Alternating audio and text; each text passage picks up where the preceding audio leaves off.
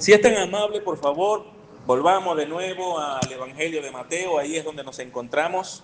Mateo, estamos en el capítulo 5, todavía comenzando el Sermón del Monte y ya nosotros nos hemos dado cuenta las enormes riquezas y nada más que vamos comenzando.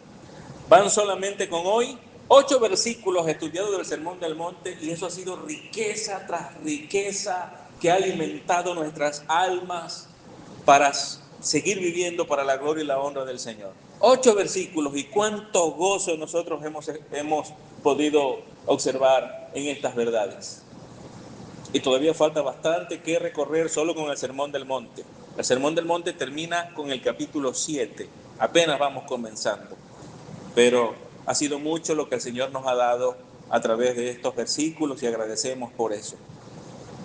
Mateo capítulo 5, versículo 8, allí la palabra del Señor nos dice: bienaventurados los de limpio corazón, pues ellos verán a Dios. Voy a leerlo una vez más. Bienaventurados los de limpio corazón, pues ellos verán a Dios. Vamos a orar. Amado Padre Celestial, te damos gracias una vez más porque nos das el privilegio de estar reunidos en este lugar para escuchar tu palabra que enriquece nuestras vidas. Te pedimos que tu Espíritu Santo ilumine nuestro entendimiento para que podamos asimilar cada una de las cosas que hoy nos vas a decir, pero también te rogamos que nuestros corazones sean sensibles para recibir tu palabra y para que nuestras vidas sean transformadas. Señor, porque lo único que importa es vivir para tu gloria, todo lo demás es vanidad de vanidades. El temor a ti, amado Dios, ese es el todo del hombre. Gracias por tu palabra, Señor, te damos en el nombre de Jesús. Amén y amén. El título del sermón es, como ya vimos allí en el versículo número 8, bienaventurados los de limpio corazón. Amados hermanos, en este momento nosotros tenemos frente a nosotros una bienaventuranza que exige que toda persona que la lee medite, se autoevalúe, examine esas verdades y se compare a sí mismo con lo que el Señor Jesucristo nos está diciendo aquí. Sin duda, este es uno de esos pasajes de las Escrituras que tiene una profundidad y una amplitud muy grande. Mientras estudiaba este versículo, varios comentaristas bíblicos dijeron que podemos pasar horas estudiando este versículo, profundizar en él y estudiarlo durante días, y aún así no lograremos acabar todas las grandezas que se encuentran en él. Se podrá usted imaginar. Lo que nuestro Señor declara aquí es una de las afirmaciones más grandes que nosotros podemos encontrar a lo largo de toda la Biblia. El tema central del versículo es la santidad, cuya enseñanza puede notarse a lo largo de toda la Escritura. La Biblia habla de la santidad muchas veces en el Antiguo Testamento y muchas veces en el Nuevo Testamento. Una y otra vez nuestro Dios nos llama a llevar vidas santas. Al igual que cada parte de la Escritura, el versículo número 8 y la verdad que contiene se encuentra justo en el lugar donde debe estar. Como hemos visto en otros sermones, este versículo es parte de la secuencia de verdades que están colocadas aquí por la mente de Dios. Es decir, el Señor Jesucristo no dijo estas bienaventuranzas al azar, intencionalmente las enseñó en el orden que las debía enseñar. Esta es la verdad central a la cual nos conducen las 5 bienaventuranzas anteriores, y también es la verdad central de la cual fluyen las otras 2 bienaventuranzas que siguen. Todas las bienaventuranzas que nosotros hemos estudiado nos llevan a esta. Y esta bienaventuranza es la que produce las otras 2 bienaventuranzas que siguen. Así que es central, podríamos decir que es el núcleo de las bienaventuranzas. Notemos cómo esto puede ocurrir. En el versículo 4 de Mateo 5, El Señor Jesucristo ha dicho, bienaventurados los que lloran por su pecado, y el resultado de eso lo encontramos aquí en el versículo número 8. Esos que lloran por su pecado son llevados a pureza de corazón. Esa es la respuesta que reciben de Dios cuando lloran por su pecado. Estos que lloran por su pecado son aquellos que sienten la tristeza según Dios. No es una tristeza de remordimiento porque cometieron un pecado y ahora les remuerde la conciencia. El remordimiento no es arrepentimiento, amados hermanos. El remordimiento tiene que ver con la culpa. Tú pecas, hiciste algo que sabes que no es correcto y sientes culpa, pero ya, ahí se detiene todo. Eso es remordimiento. El arrepentimiento es un reconocimiento de que hiciste algo malo, de que pecaste, pero además de eso incluye que te alejas de ese pecado, le das la espalda, dejas de cometerlo. Eso es arrepentimiento. De hecho, el término arrepentimiento en griego es metanoia.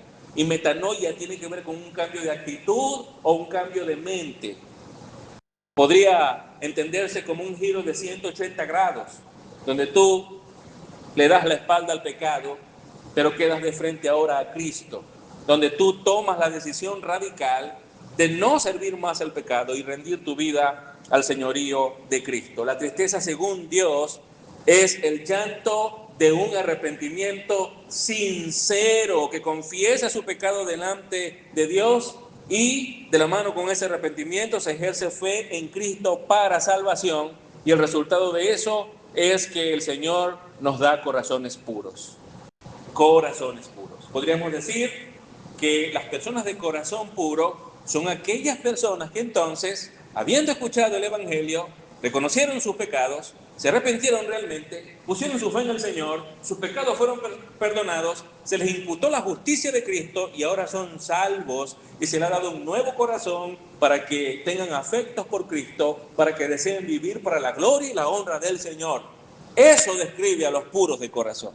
Básicamente, eso es lo que el versículo nos está diciendo, de manera muy básica. Pero vamos a recordar cada bienaventuranza y cómo cada una de ellas están conectadas en un orden lógico. Si es tan amable, ubíquese ahí en Mateo capítulo 5.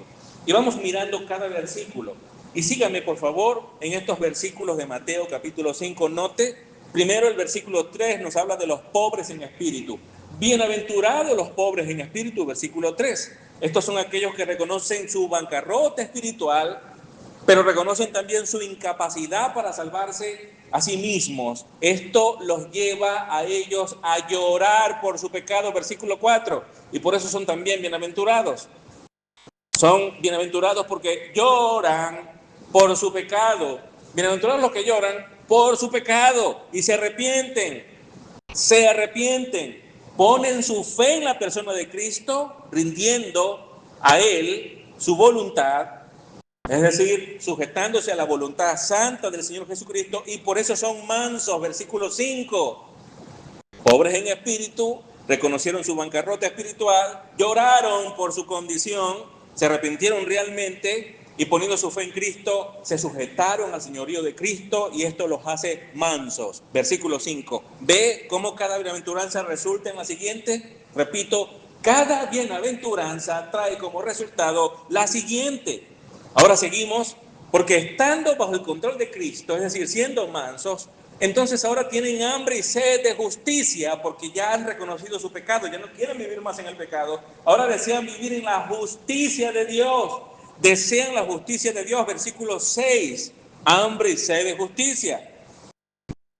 Como desean la justicia de Dios, Dios obra en sus corazones y los hace misericordiosos.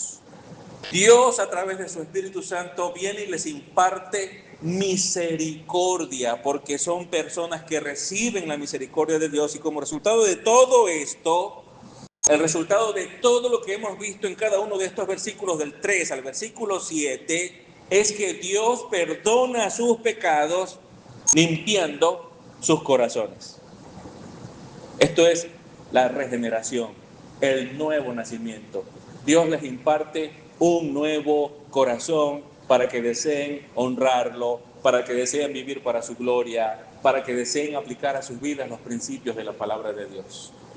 ¿Te has preguntado por qué antes de haber creído en el Evangelio no tenías mucho deseo de conocer la Biblia? ¿No tenías deseo realmente de conocer la Biblia, un deseo sincero? ¿No tenías el deseo tampoco de entender la voluntad de Dios y vivirla? ¿No había ese deseo en ti? Pero una vez que te arrepentiste realmente y creíste en el Señor, tienes el deseo de conocer la voluntad de Dios y quieres vivir la voluntad de Dios. Puede ser que haya momentos de apatía, de tropiezo, momentos de dejadez, pero luchas con eso y sabes que no estás bien y de cuando en vez, peleando la buena batalla, regresas de nuevo porque quieres conocer y hacer la voluntad de Dios. ¿Por qué te sucede eso? Porque Dios te ha impartido un corazón que desea agradar a Cristo y vivir para su gloria. Dios nos ha dado afecto por Cristo. Así es como yo sé de manera subjetiva que realmente soy un hijo de Dios. Sé que soy un hijo de Dios porque necesito venir a la Biblia y leerla. Necesito conocer los principios de la palabra de Dios y vivirlos. No son una carga para mí. El pecado se ha convertido en una carga. Aunque puedo apartarme de Dios y pecar, me roba el gozo y me roba la paz. No puedo estar tranquilo si estoy en pecado. No tengo paz, no puedo dormir si estoy en pecado. Pero cuando me arrepiento y vengo a Cristo, entonces regresa la paz y regresa el gozo, porque mi nueva naturaleza solo puede estar tranquila en Cristo. El Señor ha hecho ese cambio en nosotros. Somos sus hijos y nos ha impartido su propia naturaleza para que lo deseemos a Él. Esta enseñanza, hermanos, está estructurada de la siguiente manera. Mucha atención. Número 1, el significado de ser limpios de corazón, que ya lo dijimos, pero lo vamos a profundizar un poco más. Número 1, el significado de ser limpios de corazón. Número 2, cómo santificar nuestras vidas. Cómo santificar nuestras vidas. Número 3, la gran bendición de quienes son limpios de corazón. La gran bendición de quienes son limpios de corazón. Vamos a abordar entonces el punto número 1, el significado de ser limpios de corazón. Y regrese conmigo a Mateo 5:8. Ese es nuestro texto áureo, nuestro texto central. Dice la primera frase, solamente vamos a leer: bienaventurados los de limpio corazón. Ya sabemos, hermanos, lo que significa el término bienaventurados. Se refiere a una condición de bienestar que resulta de la salvación. Una condición de bienestar que resulta de la salvación. Y hemos visto que esta es una posición de aquel que tiene una relación correcta con Dios. ¿Y quién es aquel que tiene una relación correcta con Dios? Aquel que se arrepintió de sus pecados y puso su fe en Cristo y por esa razón es salvo. A esa persona Dios le imparte su propia felicidad. Por eso es que la bienaventuranza puede verse también como felicidad. De hecho, es una correcta traducción. Hay traducciones que no dicen bienaventurados, dicen felices. Felices los que lloran, felices los pobres en espíritu, felices los que tienen hambre y sed de justicia, felices los de corazón limpio o de corazón puro, dicen algunas otras versiones. Y el asunto es que la propia felicidad que Dios disfruta, Dios la comparte con aquellos que son sus hijos, que se han arrepentido de sus pecados y han creído realmente en Él. Así que un bienaventurado disfruta la bendición divina. Participa con Dios en la propia felicidad que Él tiene. Esa es una felicidad consistente, irrompible, eterna, porque procede de Dios. Muy distinta a la felicidad que ofrece el mundo, y hemos hablado también de eso. Las personas en el mundo buscan ser felices. ¿Y en qué buscan la felicidad? En el dinero, en las relaciones sexuales ilícitas, en cualquier tipo de placeres que el mundo ofrece, una profesión, un título. En esas cosas buscan la felicidad. Cuando obtienen todo lo que buscaban, al final se dan cuenta que aún hay un enorme vacío en sus corazones. Se dan cuenta que lo que ellos creían que les haría felices, resulta que no los hizo felices realmente. Cuando la gente en el mundo puede medir la felicidad, la mide de acuerdo a ciertos momentos de vacaciones con su familia o a ciertas circunstancias de compartir con seres amados, pero no como algo permanente y consistente en el tiempo.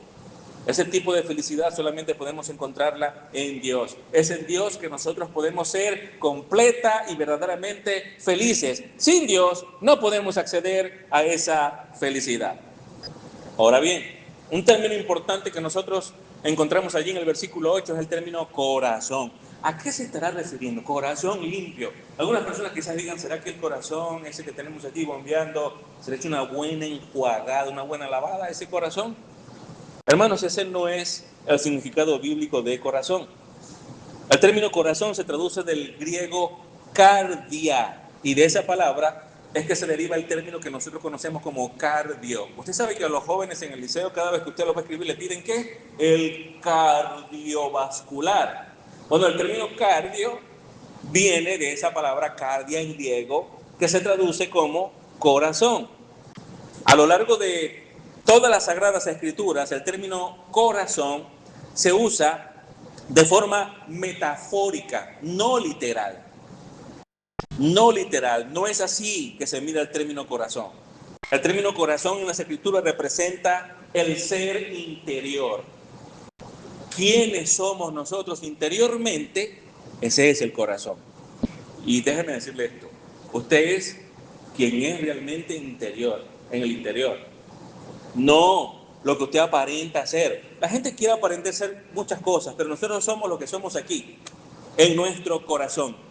Porque el corazón define nuestro ser. El corazón también se entiende en la Escritura como el asiento de los motivos, tiene que ver también con las actitudes. Pero básicamente el corazón puede entenderse como el centro o el núcleo mismo de la personalidad. El corazón es quién eres tú. Así que este punto es importante porque muchas personas piensan que para poder entrar en el reino de los cielos hay que hacer cosas. El judaísmo mesiánico, por ejemplo, dice, bueno, tienes que guardar, sí, hay que creer en Cristo, y sí, la gracia, amén, la gracia, pero tienes que agarrar y conocer todas estas ceremonias del Antiguo Testamento y cómo vestían los judíos, y tienes que agarrar esa vestimenta y todas esas ceremonias, y tienes que hacerlo también porque Dios lo ha mandado, y si haces todo eso vas a ser más grato delante de Dios. No, aquí Jesús no está hablando de cosas externas que tenemos que hacer, sino que está hablando de quiénes somos nosotros realmente en el interior. No se trata de lo que haces, sino de quién eres. Ese es el punto que el Señor Jesucristo está tratando aquí. Es como si Él te preguntara, ¿quién eres tú? Es importante eso porque solo aquellos que son limpios de corazón entrarán en el reino de los cielos. Todos los demás se quedarán afuera. Eso es lo que está diciendo el Señor Jesús. Así que la enseñanza es realmente importante aquí. El término corazón también se usa para hacer referencia al proceso de los pensamientos, incluso incluye la voluntad. Así que aquí vamos a hablar de esto, mire, personalidad, pensamientos, voluntad, actitudes, todo lo que define tu persona. A eso es que hace referencia al término corazón. Cuando nosotros hablamos de los pensamientos, inmediatamente sabemos que los pensamientos, y como lo entendemos nosotros, están en el cerebro. Pero la Biblia no asocia los pensamientos con el cerebro, los asocia con el corazón. Y lo usa metafóricamente para hacer referencia a todo nuestro ser, toda nuestra personalidad. Eso es lo que aquí se está tratando en este versículo. Martin Lloyd-Jones, un pastor galés, un gran escritor del siglo XX, él escribió lo siguiente acerca del corazón. Cito, es el centro del ser y de la personalidad del hombre, es la fuente de la que procede todo lo demás, incluye la mente, la voluntad y las emociones. Martin Lloyd-Jones dice que incluye todo, pero luego lo define claramente: mente, voluntad y emociones. Eso es el corazón. En la Escritura, en la Biblia. Note lo que nos dice el libro de Proverbios, Proverbios capítulo 23, versículo 7. Por favor, mucha atención, no se distraiga con nada. Proverbios capítulo 23, versículo 7. Mire usted cómo dice: pues como piensa dentro de sí, así es él. Dice la Nueva Biblia de las Américas, pero Reina Valera del 60 lo dice un poco más claro. Note cómo lo dice Reina Valera del 60. Porque cuál es su pensamiento en su corazón, tal es él. Usted es como es en el corazón, ese es usted. Usted puede venir aquí al templo, mostrar mucha piedad, hablar un lenguaje muy santo, aparentar ser muy amable. Usted incluso puede aparentar ser muy generoso con las personas en la congregación, pero usted es realmente lo que tiene en el corazón. Ese es usted.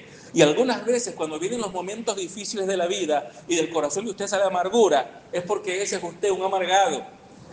No, fueron las circunstancias de la vida las que me hicieron amargarme. No, no, no. Las circunstancias de la vida lo que hacen, agarran tu corazón y lo exprimen. Si usted exprime una uva, ¿qué va a salir? Pues jugo de uva. Pero si usted exprime un limón, ¿qué va a salir? Pues jugo de manzana dulce, ¿verdad que sí? No, no, jugo de limón, porque usted exprimió un limón. Si las circunstancias de la vida exprimen su corazón y de allí sale odio, resentimiento, entonces lo que había allí era eso. Las circunstancias de la vida no lo convirtieron así. Ese corazón tenía eso allí y las circunstancias de la vida lo encontraron. ¿Lo ve? Pero una persona que está llena de la palabra de Dios, que ama a Dios y que las virtudes que la palabra de Dios enseña se han hecho una realidad en su vida, cuando vengan las circunstancias de la vida y expriman, va a salir humildad, amor, generosidad, devoción y amor por Dios. ¿Por qué? Porque eso es lo que tienes ahí. ¿Lo nota? Entonces esto tiene que ver con quiénes somos nosotros.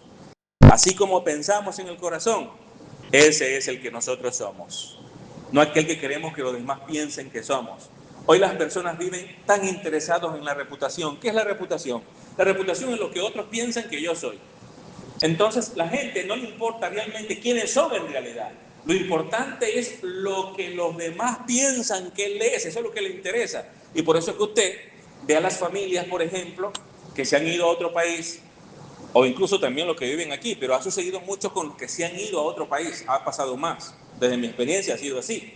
Se van a otro país y usted ve ponen fotos en la playa, fotos en un restaurante, fotos en el hogar alrededor de la mesa, comiendo, fotos todos felices. Luego llega diciembre, fotos alrededor del arbolito, fotos al lado de una tremenda camioneta. Y usted dice, wow, pero qué felices que son. 15 días después les dicen que se divorciaron, que la familia se disolvió. Y uno se queda con la quijada tirada en el piso. ¿Qué? Pero si yo hace poco vi un montón de fotos comiendo juntos, paseando juntos, felices. Claro, porque ya tenían problemas, ya les iba mal, no se comprendían, no se entendían, no se respetaban, no cultivaron el amor, se fueron abandonando el uno al otro y lo importante no era lo que estaba derrumbándose en el hogar. Lo importante es lo que la gente veía en las redes. Así que montemos fotos bonitas de paseos, de viajes, de comer juntos, que la gente piense que eso es verdad. Pero no, hermanos. La verdad es lo que está ocurriendo en tu corazón y que muchas veces destruye a tu familia. ¿Lo ves? Pero la gente prefiere eso, que piensen que yo soy muy bueno, que piensen que yo estoy muy bien, cuando por dentro te estás derrumbando. Ese es el punto. Por eso que debemos meditar mucho en estas verdades. Ahora, es interesante porque el Señor Jesús predicó en una época que se basaba en un sistema religioso externo, que se fundamentaba en ritos, se fundamentaba en ceremonias, en obras externas. Y Jesús, a través de su enseñanza, afirmó que es el ser interior, es en el centro mismo del ser del individuo donde Dios está poniendo toda su atención. No en las ceremonias, no en las obras, sino en quiénes somos nosotros. Allí es donde Dios requiere pureza. Y estamos hablando, hermanos, de santidad. Lo que Jesús entonces estaba enseñando aquí no era una verdad nueva tampoco. No era que la nación de Israel decía, entonces para Dios, no sabíamos. No, imagínense a los fariseos, a los saduceos, los que estaban allí, doctores de la ley, estaban allí escuchando a Jesús. Ellos en ningún momento dijeron, wow, qué extraño. Yo nunca había escuchado que para Dios era importante los puros de corazón. Ellos no podían decir eso. ¿Sabe por qué? Porque el Antiguo Testamento una y otra vez habló de la pureza del corazón. Jesucristo no les estaba trayendo una información nueva, sino una información antigua, muy vieja realmente. Pero los hipócritas religiosos habían sepultado bajo los escombros de las obras falsas la pureza de corazón que se había enseñado en el Antiguo Testamento. Noten Proverbios 4:23, Nueva Biblia de las Américas. Proverbios 4:23. Con toda diligencia guarda tu corazón, porque de él brotan los manantiales de la vida. ¿Cómo dice Reina Valera? Sobre toda cosa guardada, guarda tu corazón, porque de él mana la vida. Y usted hoy ve a muchas personas: no, tengo que guardar más mi negocio, tengo que guardar más mi casa, tengo que guardar más mi carro, mi dinero, mi trabajo. Eso es lo más importante. No, no, no. El Señor dice, lo más importante es tu corazón. ¿Quién eres tú? Eso es lo más importante. Por tanto, sobre toda cosa que consideres que debes guardar, guarda tu corazón. Es lo que dice. Y es interesante, hermanos, porque ¿sabía usted que lo que hizo que Dios destruyera la tierra con un diluvio fue un problema del corazón? Lo que hizo que Dios destruyera la tierra con un diluvio fue un problema del corazón. Así que la Biblia nos hace ver que esto es algo importantísimo. Note Génesis capítulo 6, versículo 5, por favor. Leo nuevamente en la Nueva Biblia de las Américas. Génesis capítulo 6, versículo 5. Mire cómo dice: el Señor vio que era mucha la maldad de los hombres en la tierra, y que toda intención de los pensamientos de su corazón era solo hacer siempre el mal. ¿Qué le parece? Entonces, ¿por qué Dios destruyó a la humanidad con un diluvio? Porque las inclinaciones del corazón de esas personas era hacer lo malo. Así que creo que con esto nos estamos dando cuenta que sí hay que prestar atención a lo que Jesús nos está diciendo en Mateo capítulo 5, versículo 8. Hay que prestar mucha atención. ¿Realmente eres cristiano? ¿Realmente has creído en el Señor Jesús? ¿Realmente tú eres un hijo de Dios? ¿Tu corazón ha sido transformado de verdad? ¿No estás viviendo una religión falsa? Esa es una pregunta que tenemos que hacernos nosotros. Debemos autoanalizarnos a la luz de estas verdades. Note al rey David, cómo se expresaba él en sus oraciones. Lo hacía rogando por un corazón limpio. Eso hacía el rey David. Note Salmo capítulo 51, versículo 10. Salmo capítulo 51, versículo 10. Mire cómo David oraba. Hermanos, y es importante que notemos que David cometió un terrible pecado antes de hacer esta oración. ¿Qué hizo? Este rey no salió a pelear con sus soldados en una oportunidad, se quedó en el palacio real. Y un día, ociosamente se acercó al balcón y miró y observó a una mujer que estaba purificándose bajo la luz de la luna. Esta mujer estaba casada con Urías, uno de los soldados más fieles de David. Pero a David eso no le importó. Él la deseó a ella en su corazón. ¿Y qué hizo? La mandó a buscar, la trajo al palacio, se acostó con ella. ¿Y qué sucedió? Betsabé quedó embarazada. ¿Lo notan? Cuando el rey se da cuenta que esto ocurrió, ¿qué hizo? Mandó a buscar a Urías, que estaba en el campo de batalla. Busquen a Urías, tráiganlo rápido, que vaya y visite a su esposa. Este rey se estaba volviendo aún más descarado en su maldad. Le quería meter al muchacho al soldado, pero el soldado era tan fiel, era tan leal, que él no entró a la tienda donde estaba Betsabé, se quedó afuera con sus soldados, porque había tiempo de guerra y no era justo que él hiciera eso. Trató de emborracharlo para que entrara a la tienda y se acostara con su esposa, y tampoco. Era leal, era leal. Entonces, ¿qué hizo David? ¿Qué hizo? Viendo que ya no podía hacer otra cosa, dijo: listo. Lo mandó a buscar y escribió una orden y selló y se le entregó al mismo Urías en su mano. ¿Y sabe qué decía la orden? Era una orden para el general que estaba en batalla, para que pusiera a Urías en el frente de batalla y los soldados se quitaran para que muriera en manos del enemigo. Tan descarado que le dio la misma orden al hombre que estaba mandando a matar. Impresionante la maldad que este rey estaba cometiendo. Bueno, Dios vio toda la maldad que él estaba cometiendo y envió al profeta para reprenderlo. Y le voy a decir una cosa, a David le fue muy mal por ese pecado.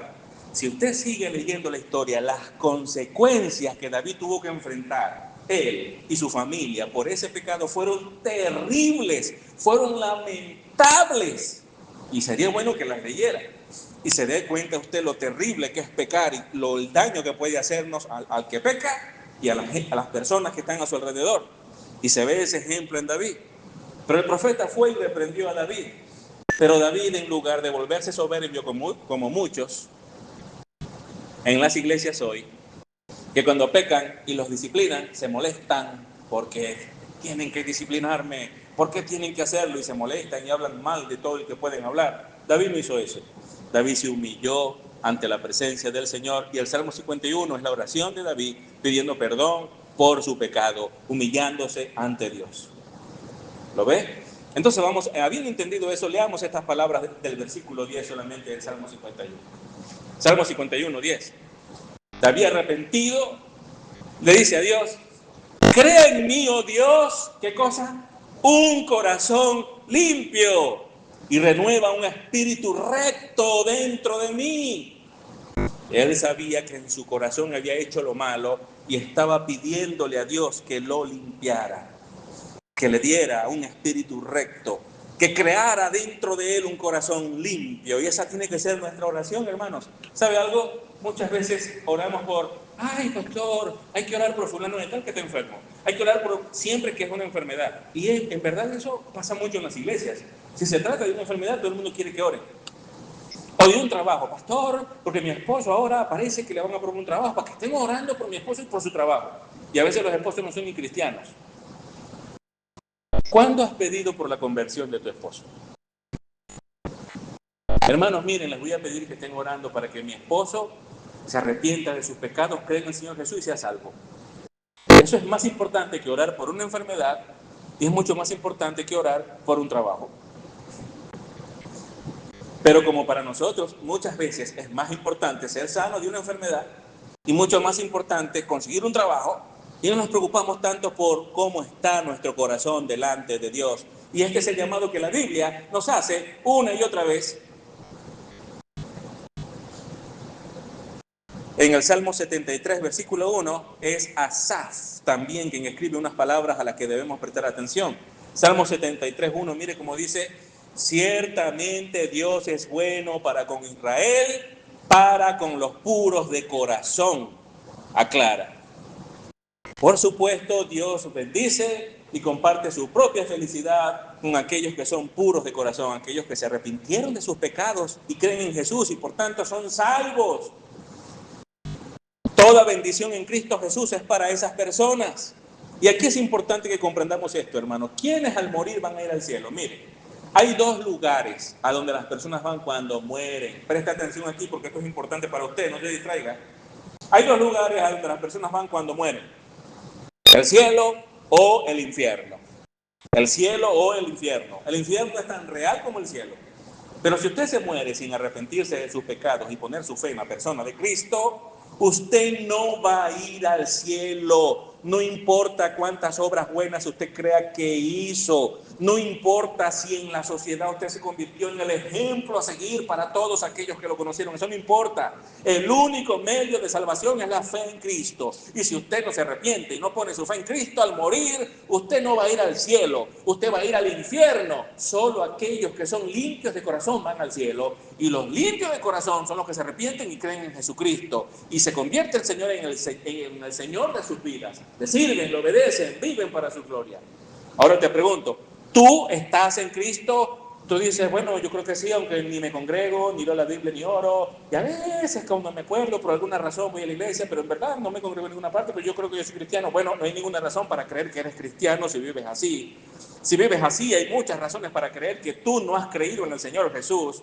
Porque incluso mucha gente que viene a la iglesia todos los domingos no ha creído realmente en el Señor Jesús, dicho sea de paso. ¿Me oye? Y muy posiblemente algunos de ustedes no son cristianos. Muy posiblemente varios de ustedes, miembros de iglesia, palabra de vida, no son cristianos y si se mueren así se van al infierno. Porque realmente nunca se arrepintieron. Realmente nunca se arrepintieron. Tienen una fe tan equivocada como pensar que es más importante la membresía en un grupo WhatsApp que la membresía real en la iglesia local. Eso es algo que a veces me asombra también. Usted sabe que una persona se molesta en la iglesia y se va. Pero todo está bien. Solamente se le ocurre a usted sacarlo del grupo WhatsApp de la iglesia. Eso es un sacrilegio, es una blasfemia. Ni se te ocurra. Renuncias a la membresía de la iglesia local, te vas de la iglesia, no te congregas más, pero que nadie te saque del grupo WhatsApp. ¿Qué distorsión tan grande tenemos en estos días, hermanos? Yo te voy a decir una cosa. No importa en cuántos grupos WhatsApp de la iglesia tú te encuentres. Esos grupos no significan absolutamente nada en tu membresía en la iglesia. Nada.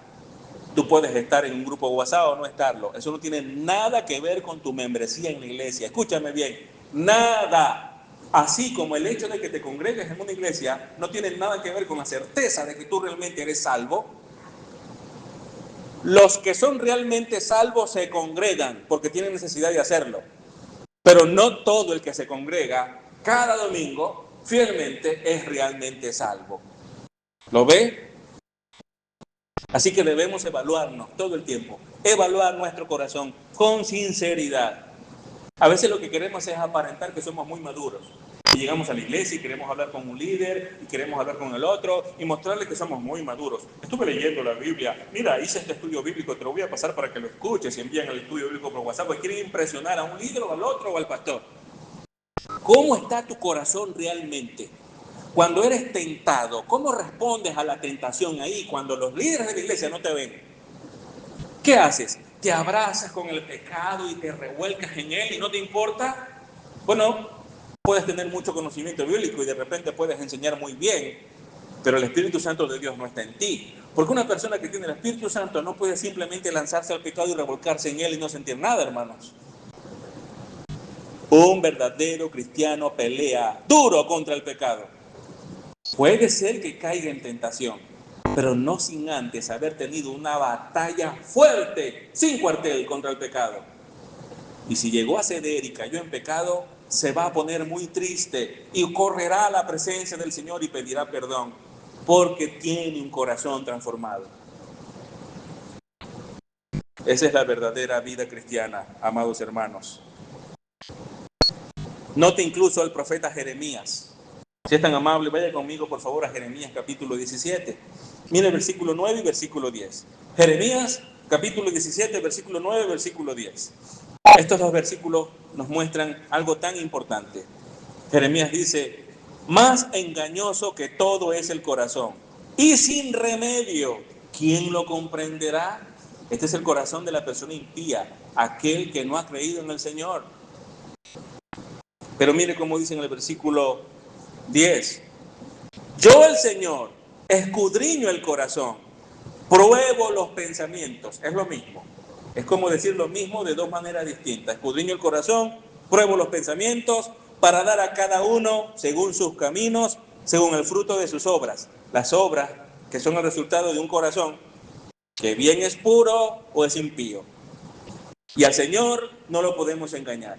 Podemos venir con muchas apariencias de piedad, pero el Señor sabe cuáles son tus pensamientos, Él conoce bien cuál es tu corazón. A Él no le podemos mentir, de Dios no nos podemos esconder. Toda acción perversa y los malos caminos comienzan en el corazón y la mente. Y aquí, por supuesto, como les dije, se usan como sinónimos. Pero también nuestro Señor Jesús hizo una declaración monumental en Mateo 15, 19. Mateo 15, 19. Mire cómo dice, porque del corazón provienen los malos pensamientos, homicidios, adulterios, fornicaciones, robos, falsos testimonios y calumnias. ¿De dónde proviene todo eso? Del corazón. Aquí es importante aclarar una verdad. ¿Por qué pecamos? Escúcheme, pecamos porque somos pecadores. Por eso pecamos. No es que llegamos a ser pecadores porque pecamos, no, es al revés. Pecamos porque eso es lo que somos en el corazón. Una persona que comete adulterio es porque en su corazón él es un adúltero y él está llevando a la acción la realidad de su corazón. Y es interesante porque más adelante el Señor Jesús va a decir que el pecado real es aquel que ya tenemos en el corazón, no aquel que llevamos a la acción. Todo pecado, hermanos, antes que ocurra, primero ese pecado ocurre en el corazón, primero tiene lugar allí. Nadie puede decir, yo no sabía que iba a serle infiel a mi esposa. Fue de repente, no me di cuenta, cuando venía a ver, ya estaba en adulterio. Eso no ocurre así, falso. Eso no pasa así. Usted empieza a darse ciertos lujos primero, ciertos pensamientos, a acariciarlo, a desear a cierta persona. Pero usted dice, nadie sabe, este es el secreto de mi interior, nadie se entera. Dios lo sabe. El único que importa que se entere es Dios y Él se entera así, de una vez. Y usted empieza a tener ese deseo de adulterio en su corazón primero antes de cometer el pecado en la acción externa. Primero en su corazón usted ya es un adúltero. Y usted está deseando a esa persona que no es su esposo o que no es su esposa y lo desea y lo acaricia ahí en su corazón. Ahí está el pecado. Cuando la persona lo lleva a la acción, lo que hace es exteriorizar la verdad pecaminosa que ya estaba en su corazón.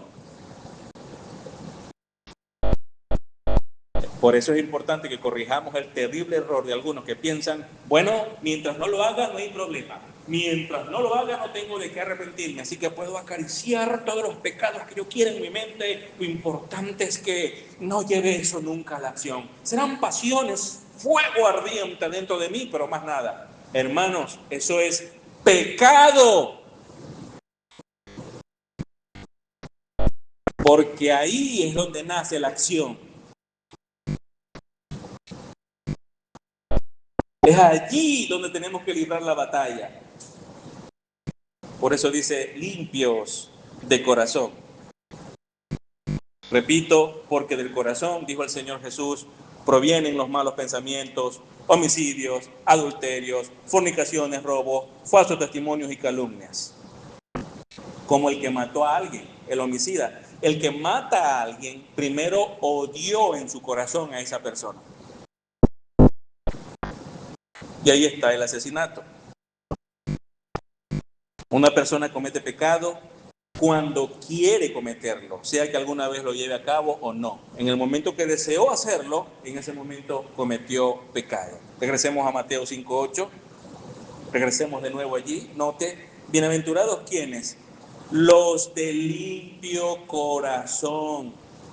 Martín Lutero dijo una vez, no puedes evitar que una paloma se pose en tu cabeza, pero sí puedes evitar que esa paloma haga un nido allí.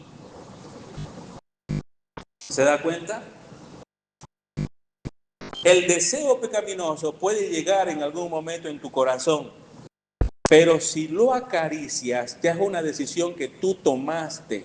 No podías evitar que llegara la tentación, pero sí podías evitar que se quedara en tu corazón. Esa es tu decisión. Y Dios siempre está viéndote en lo más profundo de tu ser. Todo eso ocurre ante los ojos de Dios. Por eso que Agustín de Hipona decía, coram Deo. todo el tiempo estamos ante el santo trono de Dios, en nuestros corazones, en nuestros pensamientos, en nuestras emociones. Estamos todo el tiempo completamente desnudos delante del Señor. No podemos ocultar eso de Él. Y el Señor lo sabe perfectamente. Entonces, el significado del término limpio es hacer puro, al limpiar de suciedad, limpiar de inmundicia y limpiar de toda contaminación. El término griego para limpio hace referencia a metales que son pasados por el fuego para ser purificados de todo tipo de impurezas y que quede el solo metal purificado. Esa es la idea allí de limpiar. En este sentido, limpiar o purificar significa sin mezcla, que no hayan aleaciones en el material, que no sea un material adulterado, sino que sea el material en sí, puro. A eso se refiere el Señor Jesucristo cuando usa esa palabra, pero Él lo aplica al corazón. Entonces la idea es una devoción por Dios que no esté dividida. La idea es de integridad espiritual. Integridad espiritual, una justicia que es verdadera. ¿Qué significa ser íntegro? Ser íntegro significa que lo que tú haces, que la gente ve que haces, está en armonía con lo que tú eres. Con tu mente y con tu corazón. Está en armonía. Lo que te ven hacer es la realidad de lo que tú eres. Eso es integridad. Por eso es que la integridad es diferente a la reputación. Reputación es lo que otros piensan que tú eres. Integridad es lo que realmente eres. Aquí está apuntando a que tengamos corazones íntegros, corazones que no estén divididos. Un pie en el mundo y otro pie en la iglesia para servir al Señor.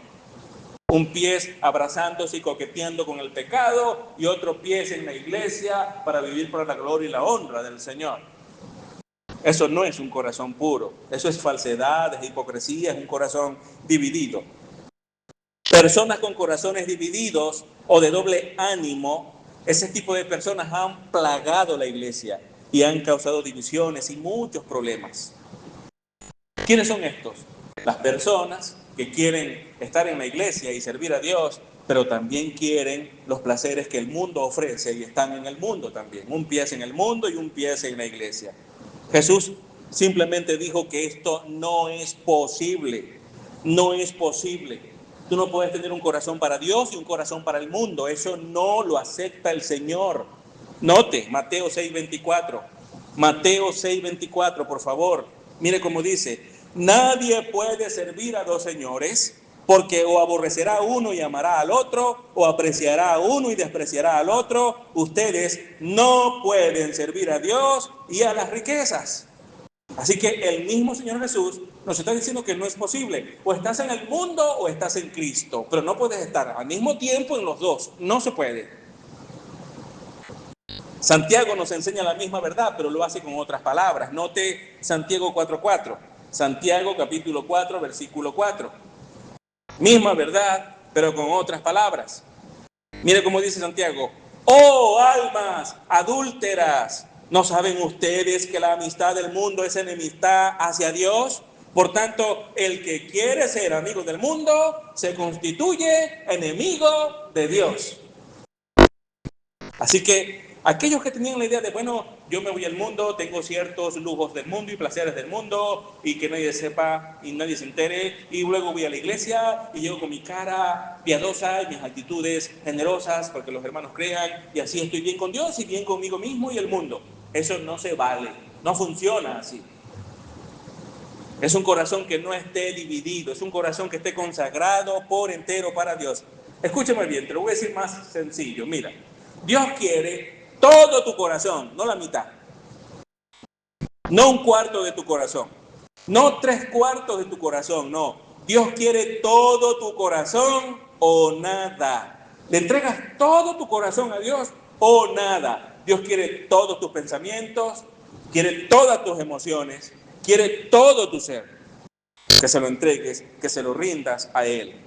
Un creyente verdadero tiene el motivo recto de corazón en cuanto a su relación con Dios. ¿Me sigue? Podemos pecar muchas veces, eso puede ocurrir en la vida de un cristiano, pero él pelea contra el pecado y procura siempre honrar a Dios. Toda persona que pertenece a Dios realmente tendrá una vida consagrada a Dios, porque su corazón es puro. No es un corazón perfecto, pero es un corazón que está siendo perfeccionado porque tiene afectos por Cristo. David escribió un salmo que muestra la disposición de un corazón verdaderamente consagrado a Dios. El Salmo 119. No podemos leerlo todo, pero vamos a leer 2 versículos.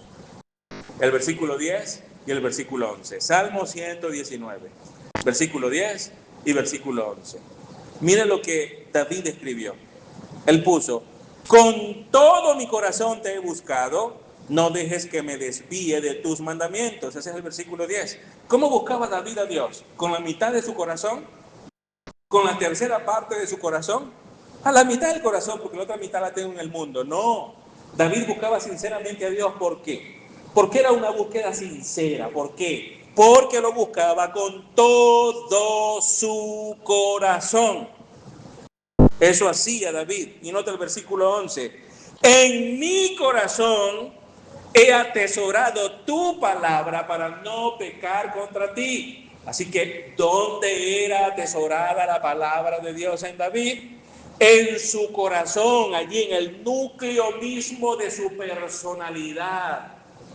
Guardaba allí la palabra de Dios, la amaba con todo su ser, consagraba a esa palabra todo su pensamiento. Hace unos sermones atrás yo te dije a ti cómo librarte del pecado. Una de las formas en las que te puedes librar del pecado, y es en la mente.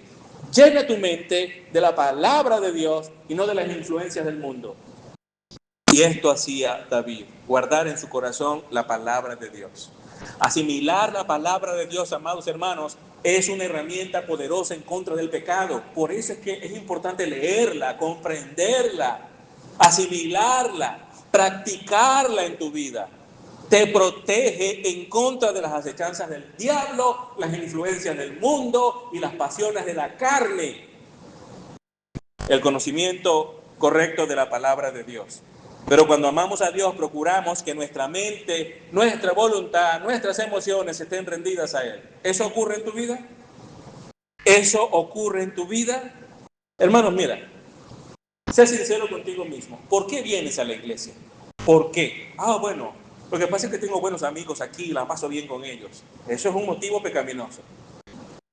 Es que es relajante aquí, me siento más cómodo aquí. Eso es pecaminoso también. Es pecaminoso. Es que siento que sirvo para algo y la gente me toma en cuenta y me dicen: oye, hermano, qué bendición estar contigo y aprender de ti. Mira cómo, gracias, hermana o hermano, porque contigo he aprendido mucho y he crecido y eso es lo que me alimenta y por eso estoy aquí. Eso es pecaminoso. La razón principal por la que nosotros estamos aquí tiene que ser para la gloria y la honra del Señor. Un corazón consagrado procura la honra y la gloria del Señor. Todo lo que hace, sea que tiene que limpiar el templo, o pintar las paredes, o reparar la electricidad, lo que fuere, es para la gloria y la honra del Señor. Ese es un corazón que está consagrado. Amén. Y por supuesto, la norma definitiva de la pureza de corazón es la perfección de corazón. Tenemos que luchar por tener corazones puros. ¿Hasta cuándo? Hasta que el corazón sea perfecto. ¿Cómo? Ya, doctor. ¿Tenemos que luchar hasta que tengamos el corazón perfecto? Sí. Dame un versículo de eso. ¿Cómo no? Mateo 5:48. Ahí mismo en el capítulo está. Mateo 5:48. Mire cómo dice el Señor Jesús. Por tanto, sean ustedes ahí medio santos. No importa si es un poquito nada más. Dice así. Sean ustedes 75% santos, aunque sean 25% mundanos. ¿Así dice? No, hermanos, miren cómo dice: sean ustedes perfectos. Pero ya va, vamos a pararla ahí. Perfectos, ya va, pero ¿como quién? Danos un ejemplo. ¿Como quién tenemos que ser perfectos? Señor Jesucristo responde: como su Padre Celestial es perfecto. ¡Uf! ¡Wow! ¿Cuál es el estándar? Dios. Tú tienes que ser perfecto como Dios. Está en la Biblia, hermanos. ¿Quiénes son los que heredan el reino de Dios? Los que son perfectos como Dios. Sí, Señor. Son los que heredan el reino de Dios. Y usted podrá decir, ya va, pastor, pero no puede ser, eso es imposible. No podemos ser perfectos como Dios. Pero el Señor Jesús dijo, lo que es imposible para el hombre, posible es para Dios. Por eso cuando tú te arrepientes sinceramente de tus pecados y pones tu fe en Cristo, Dios agarra tus pecados, te los quita y se los pone a Cristo. Pero la justicia perfecta de Cristo está en la justicia de Dios, te es imputada a ti. Así que cuando Dios te mira, ve su propia justicia perfecta en ti. Es así como llegamos a ser perfectos como Dios es perfecto. Y cuando esto es una realidad en tu corazón, cada día tú estás santificando tu vida y creciendo cada vez más para la gloria y la honra de Dios. Y eso se puede ver porque estás más madurando, estás creciendo en piedad. Y todas las decisiones que tú tomas no son en función de tu comodidad y de tus preferencias. No, son en función de la gloria de Dios, aunque eso te genere incomodidad. ¿Están oyendo? Así que piensa en las decisiones que tú estás tomando. En mi casa mando yo, se hace lo que yo diga. Ajá, ok, se hace lo que tú dices. Y lo que tú dices, ¿a quién honra? ¿A quién? A Dios. Ajá, ok, muéstramelo ahora en la Biblia. Un versículo bíblico. ¿Cómo es que lo que tú dices en casa honra a Dios? Porque no honramos a Dios conforme a nuestra opinión, sino conforme su palabra nos enseña. Y es mentira, tú no mandas en tu casa. Dios es el soberano aquí y en todas partes. Es Dios. Y tenemos que vivir para su gloria y para su honra. Bien, hermanos, como en cada sermón, los otros puntos fluyen rápido. Porque el más extenso siempre es que entendamos el significado del versículo. ¿A qué se refiere? Entonces, pasamos al segundo punto. El primero, el significado de ser limpios de corazón. El segundo, ¿cómo santificar nuestras vidas? ¿Cómo santificar nuestras vidas? Mire, el punto número 1, somos incapaces de vivir en santidad sin la guía y el poder del Espíritu Santo. Esto lo hemos visto una y otra vez. Tú no puedes santificarte en tus propias fuerzas. ¿Quién te santifica a ti, hermano? El Espíritu Santo de Dios. Si tú realmente eres cristiano, el Espíritu Santo de Dios está en ti. Si el Espíritu Santo de Dios no está en ti, tú no eres cristiano. No lo eres. Todo cristiano tiene al Espíritu Santo. Mire Proverbios 29, como dice, ¿quién puede decir, yo he limpiado mi corazón, limpio estoy de mi pecado? No puedes limpiar tu corazón tú mismo. La respuesta a esa pregunta es no, nadie, ninguno puede hacerlo. El Espíritu Santo de Dios te capacita para que eso sea posible. Juan capítulo 15, versículo 3 nos da la segunda forma en la que podemos nosotros santificar nuestras vidas. Debemos permanecer en la palabra de Dios. Debemos permanecer en la palabra de Dios. Juan 15:3 dice, ustedes ya están limpios por la palabra que les he hablado, dijo Jesús. Así que en primer lugar, necesitas la guía del Espíritu Santo para santificar tu vida. En segundo lugar, necesitas permanecer en la palabra de Dios para santificar tu vida. En tercer lugar, necesitas andar en el Espíritu. Note lo que dice Gálatas 5:16. Digo pues, anden por el Espíritu y no cumplirán el deseo de la carne. Esto es interesante porque el que anda en el Espíritu no puede pecar, porque no puede hacer las dos cosas al mismo tiempo. Cuando usted peca es porque usted dejó de andar en el Espíritu. ¿Qué es andar en el Espíritu, pastor? Explíquenos. Suena bonito, pero no lo entiendo. Perfecto. Andar en el Espíritu es poner por obra los principios de la palabra de Dios. El primer punto era permanecer en la palabra, llenar tu mente de la palabra de Dios. Ese era el primer punto, ¿verdad? Y ahora nos estamos encontrando el segundo, perdón. El primero es la guía del Espíritu, el segundo es llenar la mente de la palabra de Dios, es lo que significa permanecer en la palabra. Pero ahora andar en el Espíritu es aplicar aquello que ya está en tu mente a tu propia vida. Lo que aprendes mediante el discipulado, lo que aprendes en la predicación, lo aplicas a tu vida diaria. Un cristiano verdadero hace eso. Gálatas 5:16 lo dijo claramente: anden en el Espíritu y no cumplirán el deseo de la carne.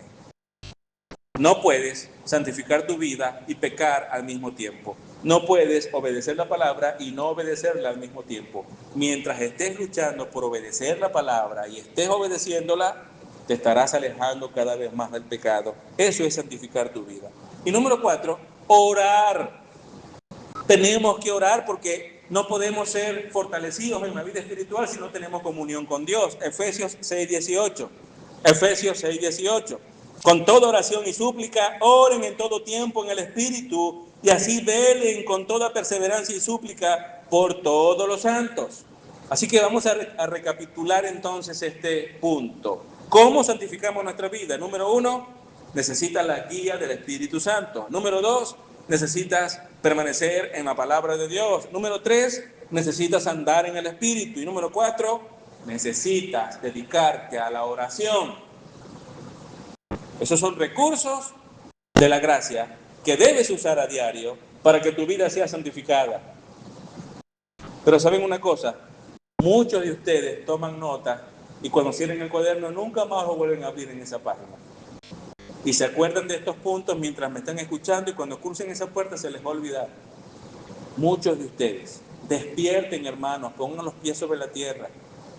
Esto es lo que tenemos que hacer a diario para estar fortalecido ante las acechanzas del diablo.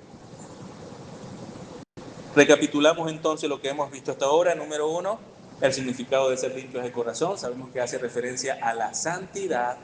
Número 2, cómo santificar nuestras vidas. Ya vimos cómo hacerlo. Y finalmente, número 3, esta es la conclusión. El punto 3 es la conclusión. La gran bendición de quienes son limpios de corazón. Regresamos a Mateo 5:8. Mateo 5:8. Bienaventurados los de limpio de corazón, pues ellos verán a Dios. Una traducción más literal de esta última frase sería como sigue, y cito: ellos continuamente estarán viendo a Dios por sí mismos. ¿Usted se imagina eso, ver a Dios? Aquí Jesús está diciendo que solamente los limpios de corazón son los que verán a Dios. Solo los limpios de corazón. Volvemos a leer el versículo. Mire, bienaventurados los de limpio corazón, pues ellos verán a Dios. Ellos es el mismo término griego en cada una de las bienaventuranzas que hemos estado estudiando. Auto nos dice que se refiere de manera enfática únicamente a ese tipo de personas y a nadie más. ¿Quiénes van a ver a Dios? Aquellos que tienen un corazón limpio. Ellos verán a Dios. Pero ¿cómo será esto de ver a Dios? ¿Cómo es eso, pastor? ¿Cómo es que lo veremos? ¿Veremos a Dios en su esencia? Ya vamos a ver que no, porque no es posible ver a Dios en su esencia. Y ya les voy a dar un versículo que nos dice que no, que a Dios en su esencia nunca lo ha visto nadie. Pero primero vamos a ver que Job sí vio a Dios. Pero mire cómo lo vio. Job 42:5. Job 42:5. Dice: he sabido de ti solo de oídas, pero ahora mis ojos te ven. Job vio a Dios. Pero ¿cómo vio Job a Dios? Bueno, Job estaba diciendo que comprendía a Dios, a quien ahora podía ver más de cerca con los ojos de la fe.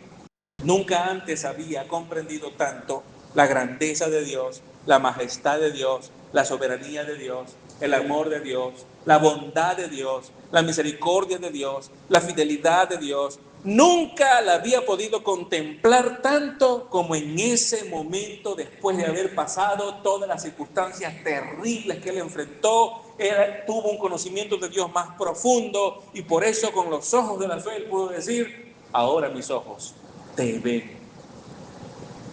¿Lo ve? Eso significa ver a Dios con los ojos de la fe, pero no se trata de ver a Dios en su esencia, lo cual es imposible. ¿Cuál es el texto bíblico, pastor, que dice eso? Por favor. ¿Cómo no? 1 Timoteo 6:16. 1 Timoteo 6:16. Mire cómo dice: el único que tiene inmortalidad y habita en la luz inaccesible, a quien ningún hombre ha visto ni puede ver, a él sea la honra y el dominio eterno. Amén. ¿Puede el ser humano ver a Dios en su esencia? No, hermanos. Nunca nadie lo ha visto, ningún hombre, y no lo podrá ver, nunca. Sin embargo, el mismo Pablo declara en Filipenses que tendremos la bendición de ver a Dios el Hijo, nuestro Señor Jesucristo. Vamos a ver a Cristo cara a cara. Está en la Biblia. Primera carta de Juan, capítulo 3, versículo 2. Primera carta de Juan, capítulo 3, versículo 2. Mire cómo dice: amados, ahora somos hijos de Dios y aún no se ha manifestado lo que habremos de ser, pero sabemos que cuando Cristo se manifieste, seremos semejantes a Él, porque lo veremos como Él es. Seremos semejantes a Él porque lo veremos como Él es.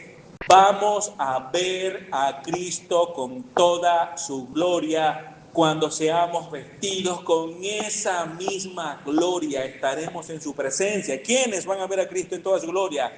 Los de limpio corazón, aquellos que fueron hechos santos por medio de la fe en Cristo y como resultado de eso están santificando sus vidas, pelean todos los días con el pecado, no acarician el pecado en su corazón, pelean contra él y lo echan fuera porque saben que ese pecado ofende al Señor. Ellos verán a Dios. Nadie más.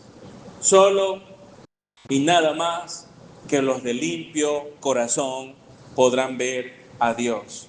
Estos son aquellos que realmente han creído en Jesús, aquellos que se han apartado de lo inmundo, de lo pecaminoso, de toda contaminación espiritual, se han apartado y están peleando la buena batalla de la fe. Son aquellos que intensamente quieren vivir para la gloria y la honra de Dios en todas las decisiones que toman, no en algunas. Todas las decisiones primero van a Dios y oran y van a la Biblia y buscan un versículo y no tratan de encontrar las verdades que ellos quieren en el versículo. No, ellos van a buscar las verdades que están allí en el versículo para aplicarlo a su vida, para sujetarse a esos versículos. Son esos padres que crían a sus hijos en el temor a Dios y según las directrices de Dios, no sus propias directrices disparatadas y egoístas que quién sabe de dónde las sacan. No, de lo que la Biblia enseña, sí. Son esos esposos y esposas que hacen las cosas para la gloria y la honra del Señor. Esos que en sus corazones realmente quieren exaltar a Dios en todo. Pueden tropezar de cuando en vez, debilitarse de cuando en vez, pero esa no es una constante en su vida, eso no es normal en la vida de ellos. Lo normal es que todo el tiempo están peleando contra el pecado y santificando sus vidas. Eso es lo común en la vida de ellos, porque sus corazones fueron transformados, porque el Espíritu Santo de Dios está en ellos y los está guiando para crecer aún más en el conocimiento de Dios y vivir para su gloria. Amén. Esa es la verdad del versículo 8 de Mateo 5. ¿Tiene usted un limpio corazón? ¿Se ha arrepentido usted realmente de sus pecados? ¿Ha puesto su fe realmente en el Señor Jesucristo? Si eso es verdad, usted debe estar viviendo entonces para la gloria de Dios ahora mismo. Usted no tiene una vida perfecta, pero tiene una vida que se está perfeccionando. Y cuando usted muera, va a ir al cielo. Pero si usted no se ha arrepentido de sus pecados, preste atención porque esto no es un jueguito. Esto es serio. Usted podría morir hoy, o mañana, o muy pronto. Y si usted muere sin poner su fe en Cristo, usted se va al infierno una eternidad. Y si usted tiene familiares que no han puesto su fe en Cristo y tiene hijos que no han puesto su fe en Cristo, puede ser su papirruqui, el consentidito de la casa, ese que usted le alcahueteó todo. Ese se va a ir al infierno una eternidad si no se arrepiente y pone su fe en Cristo. Dios no juega, hermanos. Dios no juega. Vivamos el Evangelio y enfaticemos el Evangelio sobre todo en nuestros hogares. Amén. Póngase de pie, por favor, y demos gracias a Dios por su palabra preciosa que nos guía para que podamos vivir para su gloria y para su honra.